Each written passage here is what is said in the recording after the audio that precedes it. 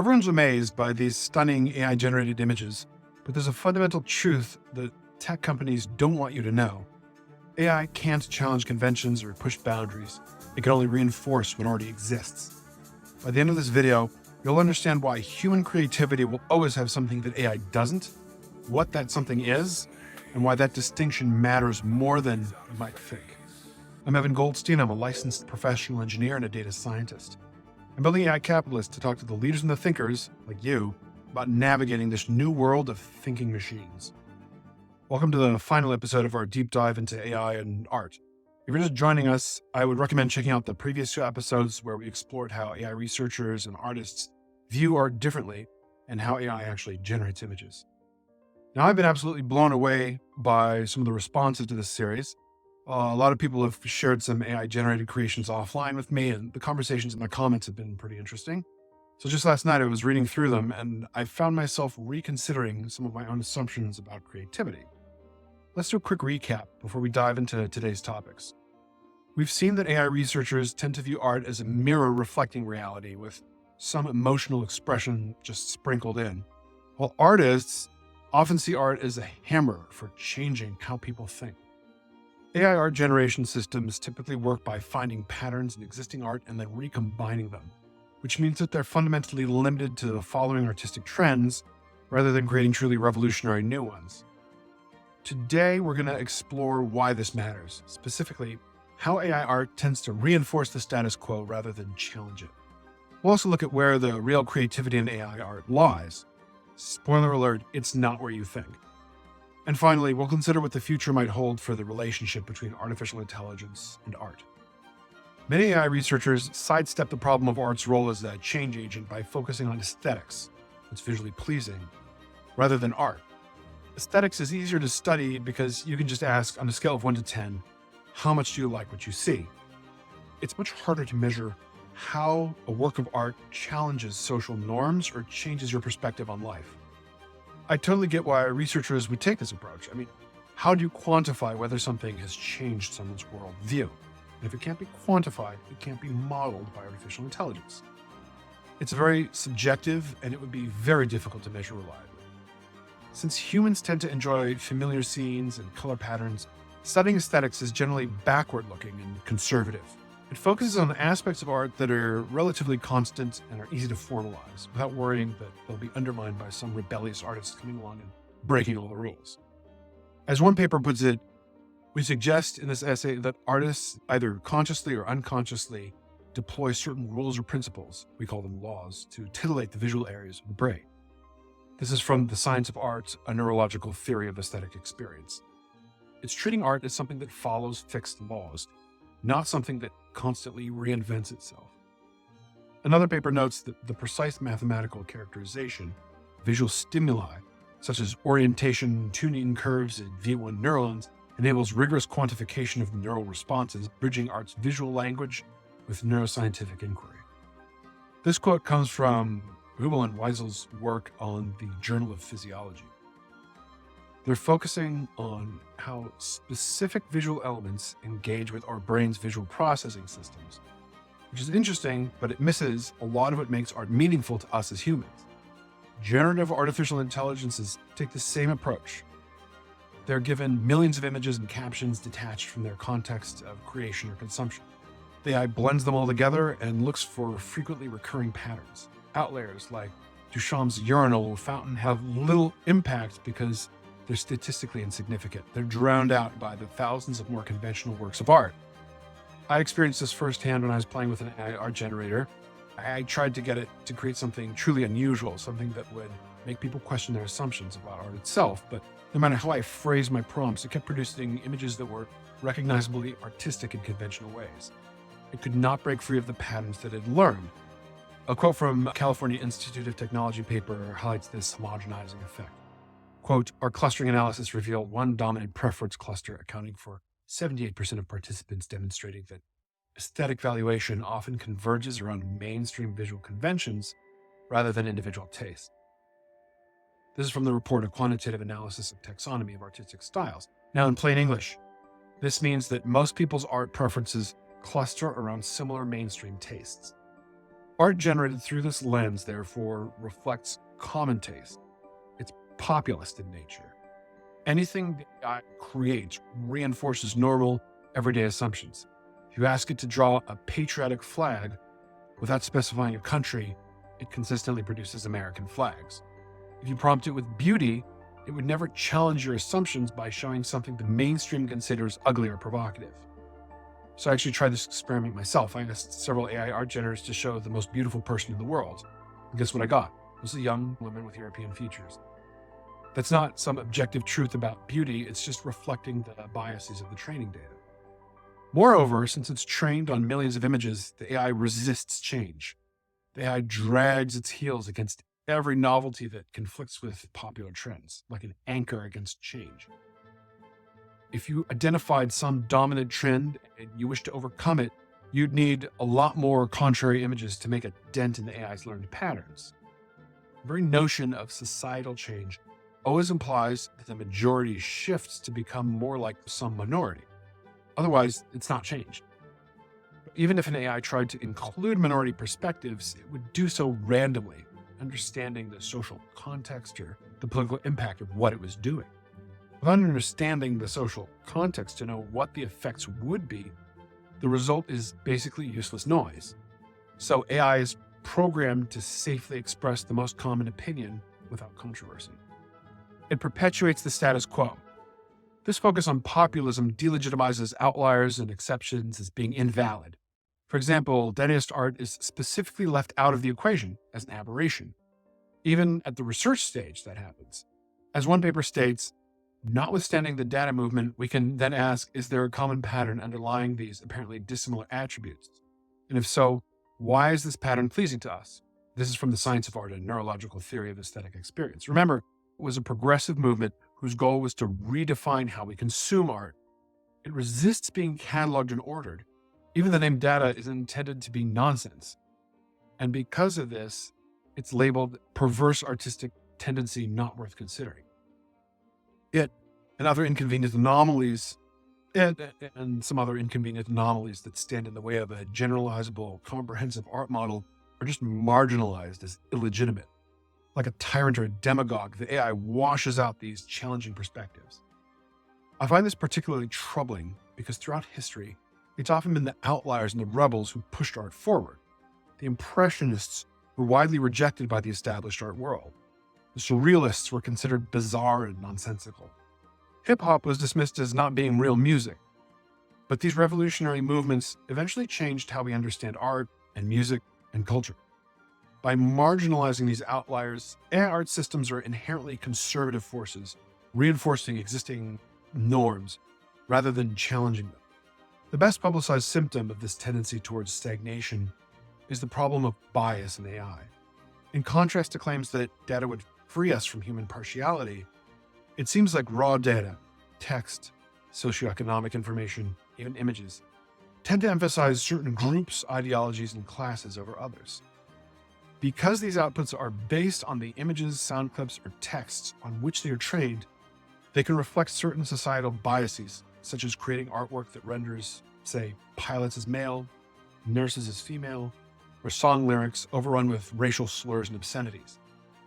Now, if you ask an AI to show you the most attractive human in the world, you will likely get results that heavily favor certain features like blonde hair or specific body types, reflecting not some objective truth about beauty, but the biases in the training data. It is left to researchers and to engineers, and those who may want to shine a light towards a more equitable future to correct these unwanted trends.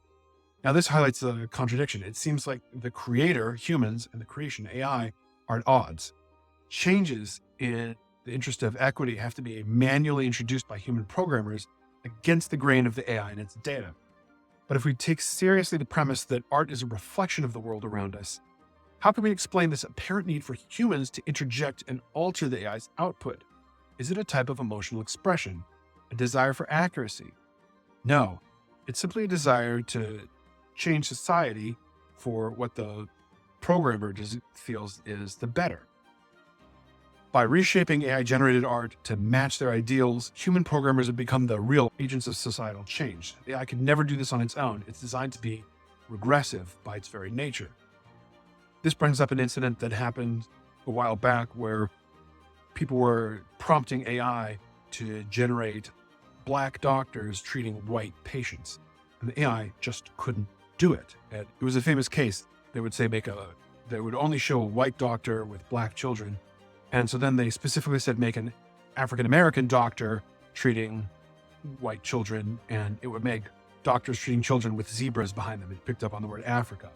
Or or in some cases, it would make a Black, like Zulu witch doctor treating a white child. And they were actually deliberately trying to break norms, and they found that the AI couldn't follow them on this path. So what happened? AI researchers started tweaking biases to show more people of color in AI-generated images. And then someone asks to make a World War II German soldier, and they come out as Black and Asian because now they've pushed it the other way. So there's really no avoiding this sort of rigid, narrow-minded lack of creativity that you find in artificial intelligence. And this is why many artists, as well as non-artists, are skeptical of AI's creative abilities. They sense that, unlike the programmers who made them, AI systems have no intention of changing their viewers or society, even in the smallest way. As philosopher Sean Dorrance Kelly writes, if we know that the output is merely the result of some arbitrary act or algorithmic formalism, cannot accept it as the expression of a vision for human good. Now, Kelly is a philosophy professor at Harvard who's written extensively on the limits of artificial intelligence. Unlike photography, to which AI art is sometimes compared, AI-generated art doesn't even aspire to be a mirror held up to society. It's a mirror held up only to other works of art, like a photographer who exclusively takes pictures of other people's paintings rather than engaging with the world outside directly. I've started thinking of AI art generators as sophisticated echo chambers. They reflect back what we've collectively created, sometimes in new and interesting combinations, but they don't add new voices or perspectives to the conversation. But here's where I need to be careful not to overstate my case. It would be wrong to say that AI research is inherently anti-creative. The work of companies like OpenAI has undeniably revolutionized how art is created, or at least mass-produced. They've made it possible for anyone to generate impressive-looking images with just a text prompt, democratizing visual creation in ways that were previously unimaginable. And they did so not by replicating traditional methods, but by exploring the fringes of computation and machine learning, searching through unlikely possibilities. They envisioned an improbable dream, and they brought it to life through years of innovative research and engineering. This is the heart of creativity, which will always be found at the edges of what's possible, not in the middle of what's established, like good art.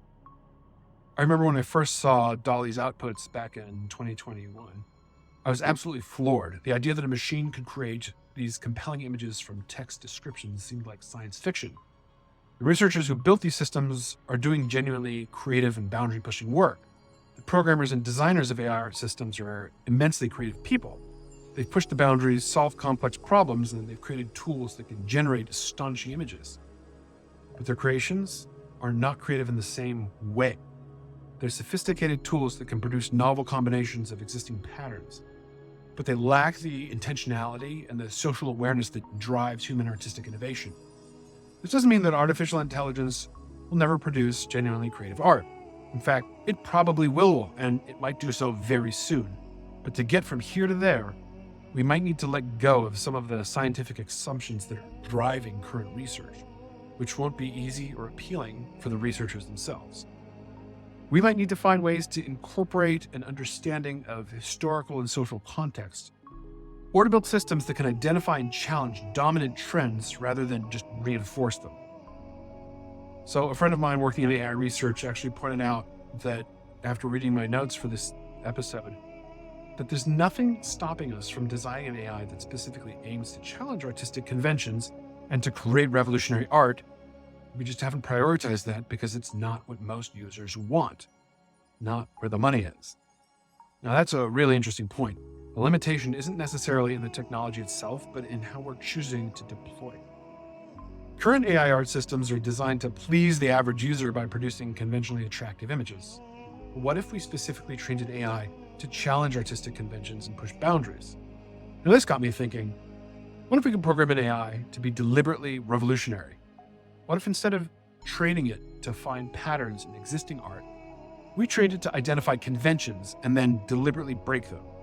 What if we gave it values that prioritize challenging the status quo rather than reinforcing it? Some of you might be thinking, wait, wouldn't that just be humans deciding what's revolutionary and feeding it into the AI? And yeah, you'd be right to a certain extent, but the reality is more the opposite. Right? We're telling it what's conventional, and it's breaking the convention, and we don't know which direction it's going to take it. But I think that there's a difference between programming specific revolutionary outputs and programming a system that's designed to challenge whatever the current mainstream is. With current language models like GPT, we could create a system that continually critiques society according to various theories of art and social change. It could generate its own art prompts based on what it predicts would be effective in challenging those norms.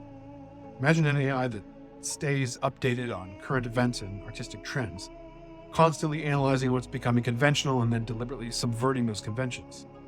If kept updated, it could theoretically produce revolutionary art indefinitely. And so that makes me wonder, is there any technical reason why this couldn't work? And I don't think that there is. The technology exists. It's just that no one's deployed it. No one's deployed AI in this specific way, at least. But there's a catch that even if we created such an AI, it would still be missing something crucial: the ability to determine its own values. The revolutionary AI would still be expressing the values programmed into it by humans. It couldn't decide for itself what kind of social change it wanted to create.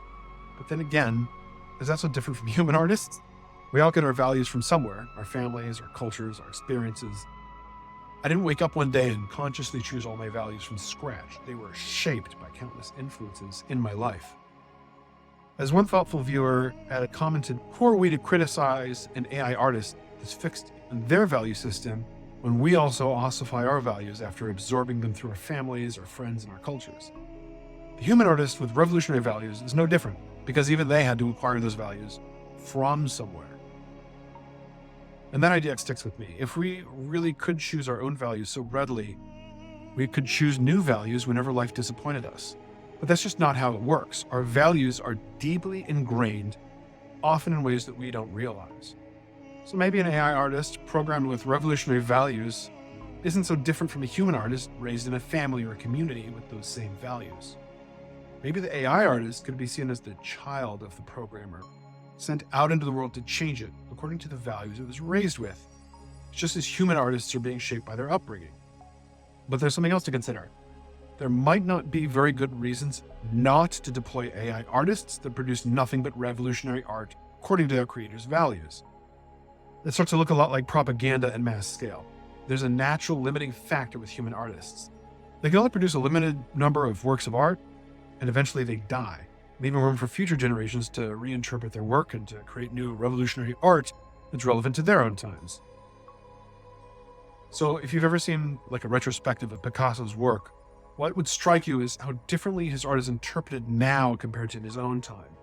And that reinterpretation and the evolution of meaning is a crucial part of art's role in society. Most importantly, a human artist can change their mind.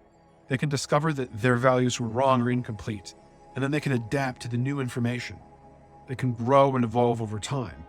The human artist also has to live with the consequences of his or her art, while the AI artist does not. So I've had this experience myself a few years ago when I was in college, not with physical works of art, but with some writing I did that was politically charged. I was pretty certain that I had everything figured out. But as I got older and I experienced more of the world, my views became more nuanced. My writing changed with me. An AI, as currently designed, doesn't have that capacity for lived experience and personal growth. And in these ways, human and AI artists are fundamentally different. It's not so much about if we could deploy true AI artists, but how we should deploy them. And some might add that it also matters who deploys them and for what purpose. So where does all this leave us? Can AI create true art? I think the answer is both yes and no. If we define art solely by its aesthetic qualities, its ability to create beautiful, interesting, or emotionally evocative images, then yes, AI is already creating art, and it's creating pretty amazing art. But if we define art as part of a social and historical process of change, as a way of challenging conventions and of expanding human consciousness, then current AI systems fall flat. They're designed to reflect and reinforce existing patterns, not to break them. That said, there's nothing inherent in the technology that prevents us from creating systems specifically designed to be revolutionary. We could create AI that aims to challenge conventions rather than reinforce them. We could program values into these systems that prioritize social change over aesthetics or popularity. The question then becomes whether art created by such systems would truly be revolutionary in the same way that human art can be. Without lived experience, without skin in the game, without the capacity to grow and change through that experience, would AI art have the same authentic power to move us and to change society? I can't say I have an answer to that, but my hunch is that the most interesting future isn't one where AI replaces human artists, but one where humans and AI collaborate in new ways. I can imagine a world where AI helps human artists realize visions that they couldn't execute alone, where AI suggests unexpected combinations that spark new ideas in human minds. One interesting AI human work of art I've seen is this dog that's a robotic dog that learns to walk and tries to escape, but it's tethered and it keeps trying to get away and is constantly pulled back by the tether. It's just, I don't know, just speaks to me, maybe a symbol for workaday life. So that kind of creative symbiosis feels like the most promising path forward. The power of art has always been in its ability to help us see the world differently, to challenge our assumptions and to imagine new possibilities, whether it was created by humans or AI, or through collaboration between the two. And that's what truly matters. I'd love to hear your thoughts on this. Have you used AI to create art? And do you see it as a tool or a collaborator or something else entirely? The conversation around AI and creativity is just getting started, and your voice is an important part of it.